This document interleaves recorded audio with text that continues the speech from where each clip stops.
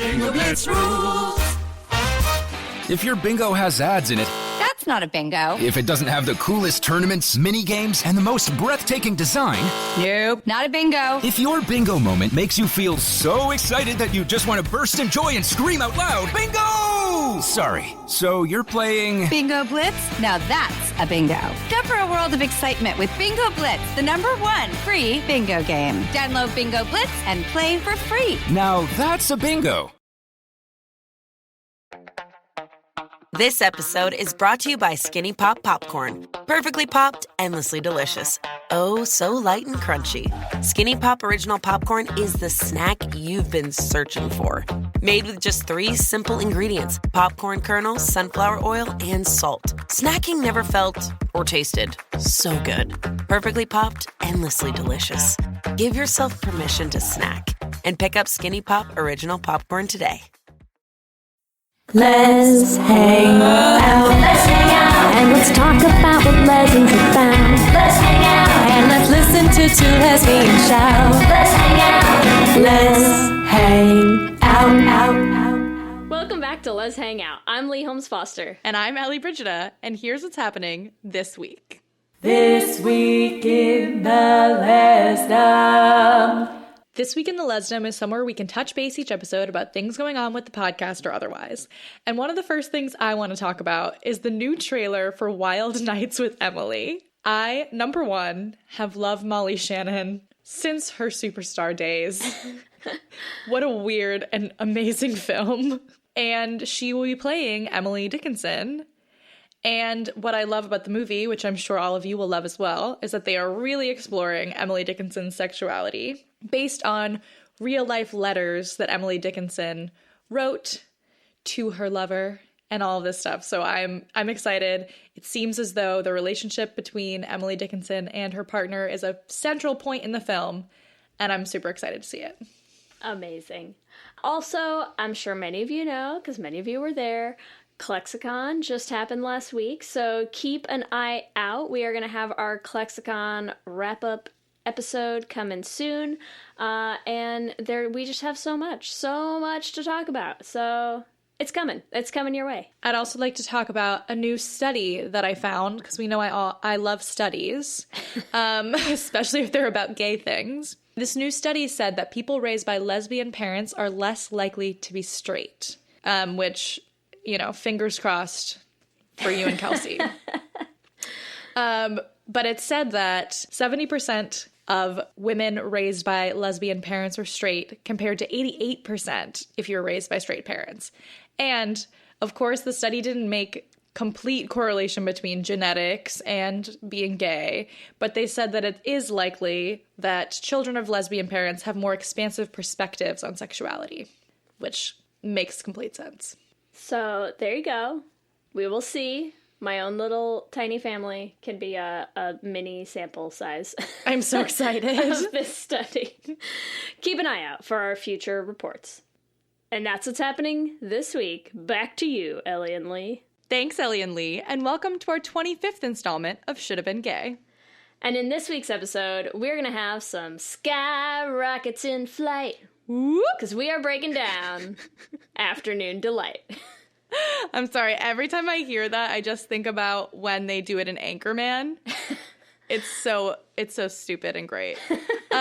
This movie is also stupid and great. Yeah, Mostly I think that's stupid. An accurate description. Oh, it was fun, it was great, but it should have been a little more gay. So, Afternoon Delight is a 2013 movie starring Kathryn Hahn, Josh Radnor, and Juno Temple. It's a movie on Amazon Prime right now. Lee told me to watch this because when you hear the IMDb synopsis, you will understand why we decided we needed to watch this film and talk about it. Here's my story. My backstory with this movie is I wanted stuff that I could watch on my commute home. And so I was scrolling through some Amazon Prime available titles. And I think I watched the trailer for this one and just... I had to watch it. And obviously made Ellie watch it, and here we are today. So if you have not seen this, watch it. I am so I'm so sorry in advance. If you haven't seen this movie, which I assume many of you probably haven't, I'd never heard of it, which is funny because it's got a lot of big names in the cast. Besides Kathryn Hahn, who I just adore. I mean, that was what first drew me to watch the trailer, was seeing her on the cover. We'll go through some of the cast in a hot minute, but there's a lot of people in this. So here's our IMDb synopsis. Rachel is a quick-witted and lovable stay-at-home mom. Frustrated with the realities of preschool auctions, a lackluster sex life, and a career that's gone kaput, Rachel visits a strip club to spice up her marriage and meets McKenna, a stripper she adopts as her live-in nanny. Honestly, there's not much more you have to freaking change. That is so gay. Oh my god. I also really enjoy the use of the word kaput in the IMDb synopsis. That's just good. I like it. Oh god. Yeah, also let's just first and foremost, they are like, bored housewife, doesn't want to have sex with her husband, and meets a stripper. Okay. Here we go. So, here's my gay synopsis. I'm so ready. Rachel is a ridiculously bored, late-in-life lesbian who doesn't realize how gay she is until she gets a lap dance from McKenna at a strip club, and her husband is a complete idiot for suggesting that they spice up their sex life by bringing his gay wife to a strip club. Wow. That was involved. Yeah. There you go. I feel like my gay synopsis for this, it's a little shorter, but you have to bear with me because I should just preface everything I'm going to say this episode with an apology, so I apologize for what's about to happen. My gay synopsis for this movie is afternoon D-light, more like afternoon gay light, because it's not quite gay, it's light on the gay. It's like I can't believe it's not gay. Amazing. That's gay my light mayo. Gay light. Yeah. Yeah, gay light, L-I-T-E. It's like afternoon gay, but can I have the gay on the side, please? Yeah. And Right? they put it way too far to the side. Like it's on the napkin next to your plate. They bring it on a separate little plate. Yeah. That's how this gay Yeah. is. It's in its own little condiment cup on its own little plate. And you're like, I just needed it next to my salad. That's all. Yep, it's not good. It's something else. It's something, that is for so sure. Let's dive in a little bit. So I know we gave the IMDb synopsis. I agree that I think we need to explain a little bit more of the story, since I assume people will be a little less familiar with this than some of our other Should Have Been Gays. But this is literally what happens. So Rachel, who is played by Kathryn Hahn, who I do have to say is great in this movie. I love her. Oh yeah, the acting is I love her in amazing. everything. But it's just, what is going on? She is married to Josh Radnor, who I think is literally incapable of playing anyone but Ted. So she's married to Ted. It's not going great. And they don't have sex ever anymore. And they decide to spice things up a little bit. Go to a strip club. She gets a lap dance. He buys her a lap dance from this stripper named McKenna, played by Juno Temple. And she doesn't just immediately adopt this stripper. I think that's the main thing, right? She becomes obsessed with the stripper. Like, weirdly. She drives back by the strip club the next day, like in the middle of the day, waits until she sees her, like follows her to a coffee food truck van, like a coffee food truck, food truck, a coffee van. Mine sounded way sketchier. A coffee van, follows her to the coffee van, the neighborhood coffee van, and parks, and then makes up a name, acts like she's in the neighborhood all the time because she's following the truck around. Yeah, it's a very gay thing to do, to be like, I met this girl once, let me go find where she lives, find what she does, hang around. Eat where she eats. Yeah, and let me just pretend like I like the same coffee she likes. Then she completely pretends like, oh, this all happened by accident. Oh, how did I run into you here when I've been stalking you? Yeah. Do you remember me? Right? Yeah, okay. Sorry, I'm so far in the weeds already, but I can't help it. This movie is weird. So anyways, she meets her up with her at the coffee van, and then McKenna gets all of her shit dumped out of her boyfriend. Yeah, it Pimp, seems like she was unclear. sleeping in someone else's car, ends Yeah. up not sleeping in the car anymore because they got in a fight. Who knows? Either way, she ends up homeless and Rachel takes her home. I mean, I think that's the basic setting of this movie, which already, it's so gay. Who does that? It's so gay. What even is that?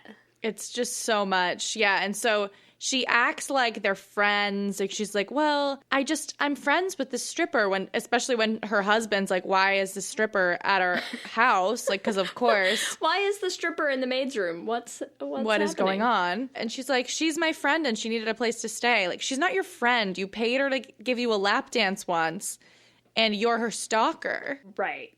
Yeah. Yeah, it goes to a weird place real fast. And then stays in that weird place for the whole movie. For the whole movie. It's a little odd. But at the same time, it also goes to one woman giving another woman a lap dance, and that happens pretty... I mean, what do we get, like, quick. 10 minutes into the movie? Oh, yeah, and probably within the first 10 minutes. Yeah. getting a lap dance from McKenna, and she is, like, into it. Yeah, she's definitely into it. And I will say it doesn't super spice up her sex life with her husband. Just saying. I think she's far more interested in McKenna than she is her husband still. Yeah. So, I don't know. Any husbands out there, if your wife is bored with your sex life, I just don't think you should try to bring gay shit in thinking that they're not gonna be like, oh wait, I like this gay shit more than you. It's so funny because we literally just rewatched the Friends episode where they do like the things that could have been. It's like, what if Carol hadn't realized that she was a lesbian, and they're not having sex anymore, and they try to have a threesome. And you're like, well... And it's Ross having the realization of, what can only be described as a twosome. Yep. And that's... two other women. Yep. That's basically this. That's this movie. That's what happened. They had a little twosome lap dance. Then somehow McKenna comes home with them. So now you have the stripper living with you, like you do. I mean, boy, if I had a dime for every time... I took a stripper in, yeah. Every time I brought a wayward stripper into the house, it's just, who hasn't been there? Exactly. Am I right? So I think that's the main gist of the plot.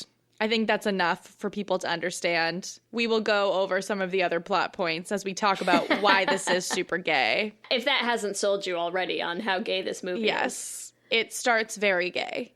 Oh, and we have to talk about... Honestly, it starts even gayer before they even get to the strip club. Because one of the first scenes, actually the first scene, is Kathryn Hahn talking to her therapist, who is Jane Lynch.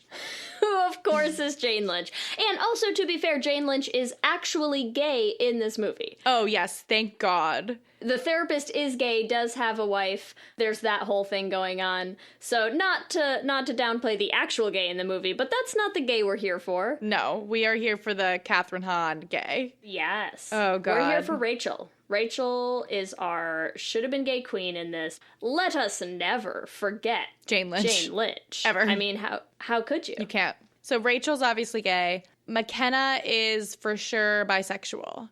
Oh, 100%. I feel like, okay, we can go through this film. The reason that we're talking about it, at least from my perspective, as a should-have-been gay and not as a gay film, is because Rachel goes for it and she tries, I think, to explore her sexuality a little bit more, but she never really lets herself go there. Whereas yeah, not quite.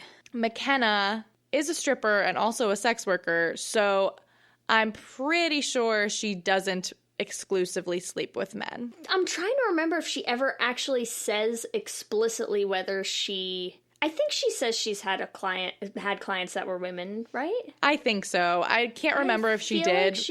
But I feel like I remember that, either that or I'm just projecting.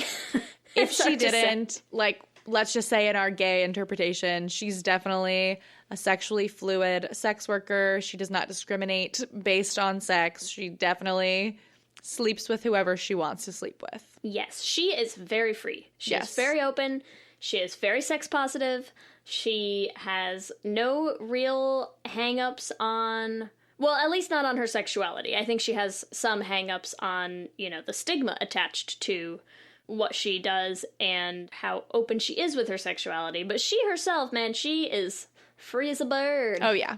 She's free. So Flying in the wind. Rachel, repressed lesbian. McKenna, not so repressed, bisexual, pansexual. And Jane Lynch, straight up gay. Jane Lynch is like gayer than gay in this movie. Oh my God. She's the therapist who's there eating like quinoa in her office talking about her very healthy sex life with her wife or whatever. Yes, she talks about her wife far too often. So yes, she's super gay. And then Lee, you had mentioned Stephanie, which I also agree, who is Rachel's best friend. I think there's something between Rachel and Stephanie. I just don't want it to go unmentioned. So I think we can talk about it. I think they have a nice, deep connection. Oh, yeah. And Stephanie is definitely, like, very interested in Rachel and McKenna's relationship. Yes. You know, when, very like, much so. the best... Stephanie also the one who suggested the strip club. Yes, because she goes there all the time and she loves it. Yeah. So I can agree. We got a bunch of gay people in this. This episode is sponsored by BetterHelp. And as we head into Thanksgiving time, I want to start by thanking my wife, Kelsey, who has not only listened to just about every episode of this podcast for 8 seasons now, but who also is the only reason I'm able to make time to record it every week. She takes the kids, gets them dinner, and gets them ready for bed just so that Ellie and I can come on and yell about gay things into each other's faces for an hour. So here's a reminder to send some thanks to the people you're grateful for in your life, including yourself. I've been in therapy for a long time now, and one thing that's so important about therapy is how it teaches you to be more intentional. And being intentional about gratitude and how to show that to the people you appreciate is just one of the many benefits that I've gotten from therapy over the years. If you've been thinking of starting therapy, consider giving BetterHelp a try. I know how hard it can be to find time for regular therapy, and BetterHelp is designed to be flexible and convenient for your schedule. You can fill out a brief questionnaire to get matched with a licensed therapist, and you can switch therapists at any time for no additional charge. If you want to start being more intentional about gratitude in your life, visit betterhelp.com/letshangout today to get 10% off your first month. That's BetterHelp, HELP.com/letshangout. Let's hang out. For many businesses, the holiday season can be both an exciting and stressful time. With so many balls in the air, one thing you definitely want to know you can rely on is how you're selling your products. And with Shopify, you can rest easy knowing it's the home of the #1 checkout on the planet. Nobody does selling better than Shopify. And when it comes to successful brands like Aloe, Allbirds, or Skims, an often overlooked secret is all the things that go on behind the scenes that make selling, and for shoppers, buying, simple. For millions of businesses, if you take a peek behind that curtain, you'll see that Shopify is what makes it all possible. Shop Pay boosts conversions up to 50%, so that's more happy customers and way more sales going. It's true all the time, but especially this time of year, your commerce platform better be ready to sell wherever your customers are scrolling or strolling, on the web, in your store, in their feed, and everywhere in between. Businesses that sell more sell on Shopify. Upgrade your business and get the same checkout we use for Realm merch with Shopify. Sign up for your $1 per month trial period at shopify.com/realm, all lowercase. Go to shopify.com/realm to upgrade your selling today. Shopify.com/realm.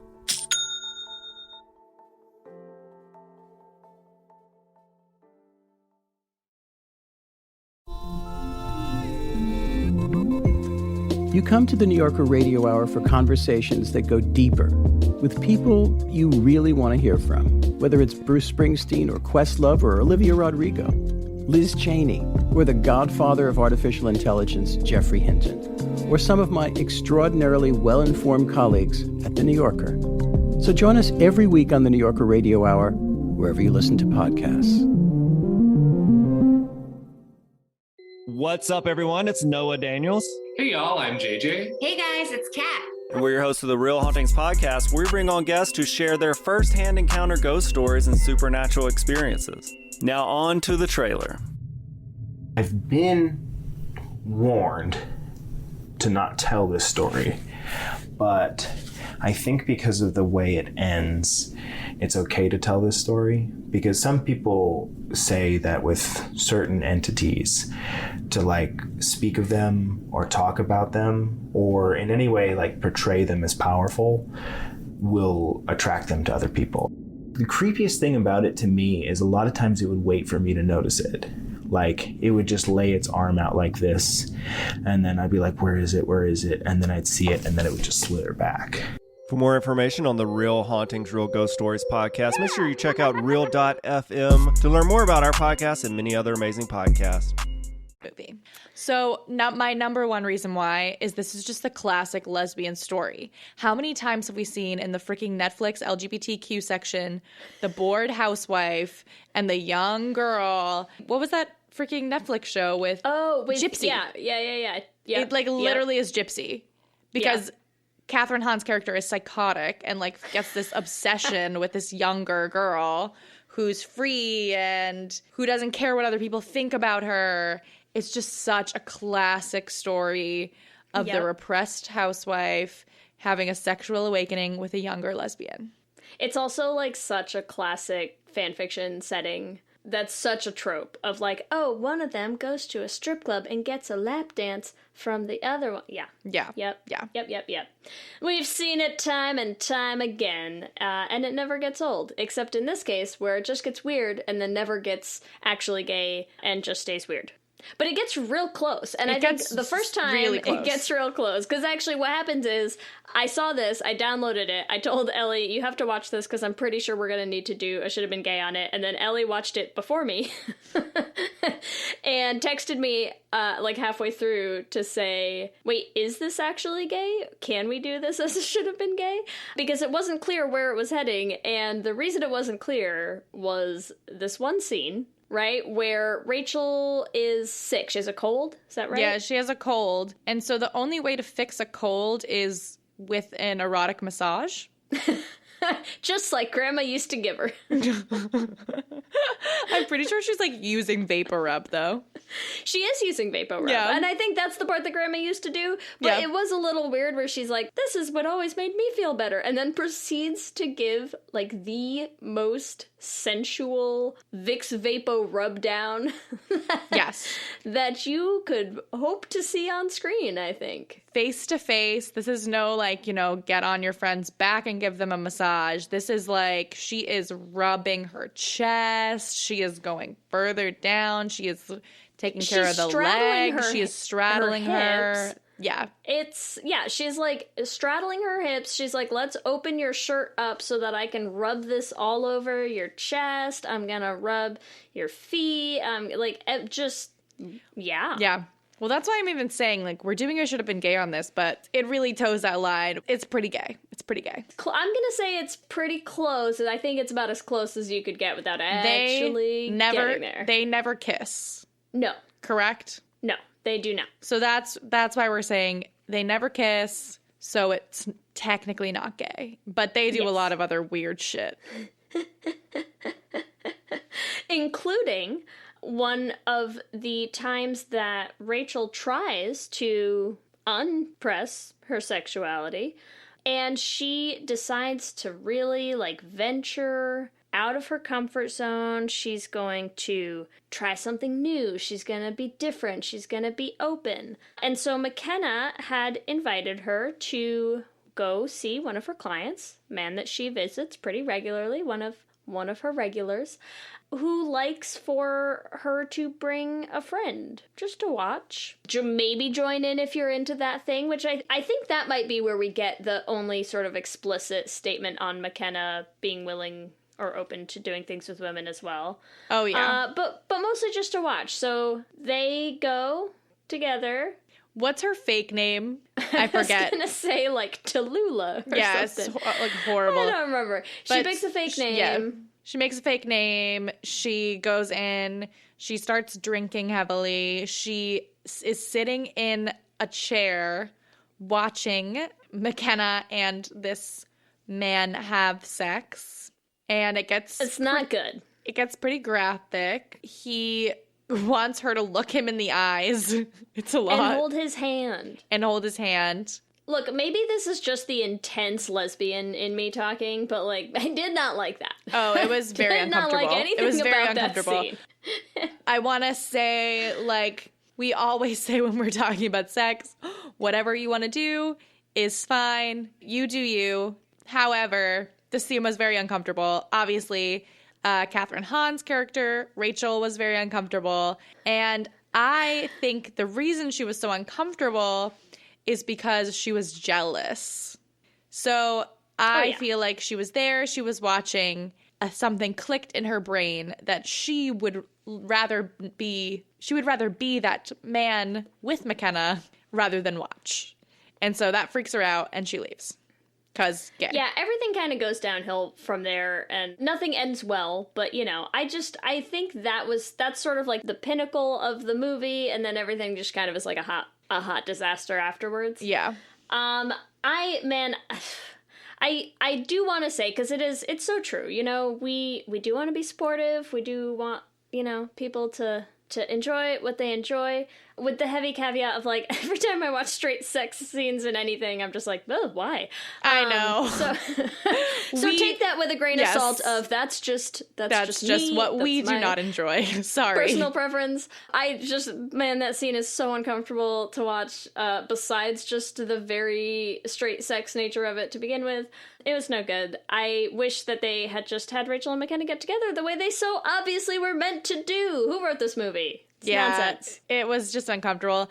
And then, not to spoil everything, but every movie ends like this. They have like a fight and blah, blah, blah, whatever. So I'm not really spoiling that much. But,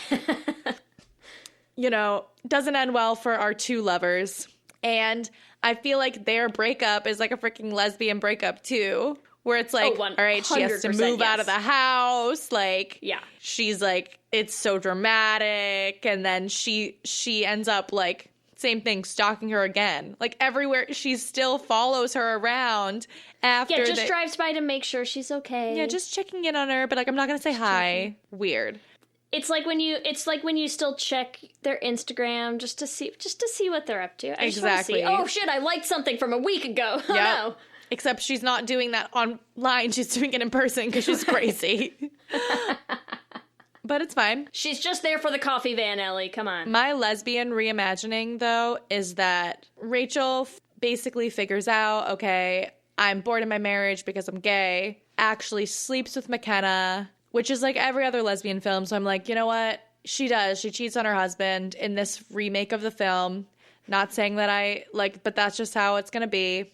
And realizes through that she's not into him, leaves her husband, McKenna moves in.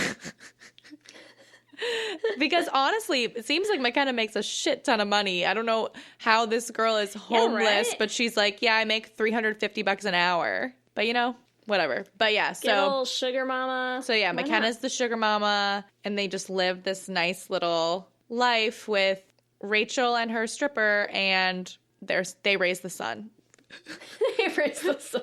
Oh my god, that's the first time we've mentioned. I know they have a son. They have a son. Oh god. So Rachel and McKenna. That's who we're shipping, obviously. Of course. So what would you submit as your ship name? McRachel. Easy. So easy. It's also, there's not that much to work with, because I don't know if you noticed, none of them even have last names. Yeah, I have no clue what their last names are. They don't have them. I went and checked the IMDb page. They don't have them. It's actually, they're literally listed. Each of them has 2 billings. So Catherine Hahn, for example, is listed as playing Rachel/wife. And Josh Radnor is listed as playing Jeff/husband. And Juno Temple is listed as playing McKenna/stripper. Yep. And because they have such one-dimensional characters in this whole thing. They don't even have last names, so there's not a whole lot to work with here. So I think McRachel is an excellent submission. I also would like to present for your consideration my honorable mention, which I would say is Rachel for Rachel and Stephanie together. I like that too. Yeah, I'm like Ray Kenna, but no, I don't like that either. Yeah. It's definitely McRachel. It's definitely McRachel. I think that's fine. I do also want to mention, because we talked about some of the cast in this, so in addition to Catherine Hahn, Jane Lynch, Keegan-Michael Key is in this. He's also great in this. It was really interesting. There were a lot of like good performances in just a very, very strange movie that I had never heard of before. Strange film. Yeah. But thanks for hanging in there with us on this absolutely ridiculous should have been gay. If you decide to watch it, you can check it out. It's on Prime. Don't blame us for this. It should have been gay. It should have been gay. Let me hear you say hip, hip, hip, hip, hip, we're gay. We absolutely love hearing from you and meeting all of you and continuing to build this community. So we just like to take an opportunity every episode to shout out some of our favorite things that have been happening lately.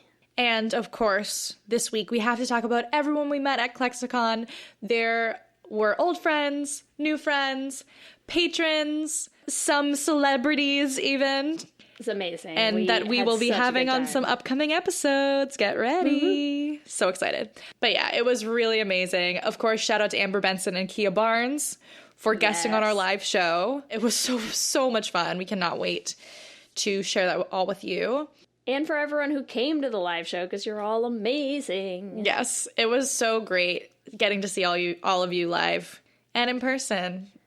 Yeah, we always talk about building this community, and obviously we build this community a lot on interactions online, but there's just something really, really special about getting to meet people in person, face-to-face, and really make those connections. So thank you so much to everyone who came up and said hi, came up and got a picture, and it was just so cool to meet and get to see and hang out with all of you. Yeah, and it really says something about this freaking podcast that there were so many of you. We can't even say everyone by name because it would literally be a whole episode. But you know who you are.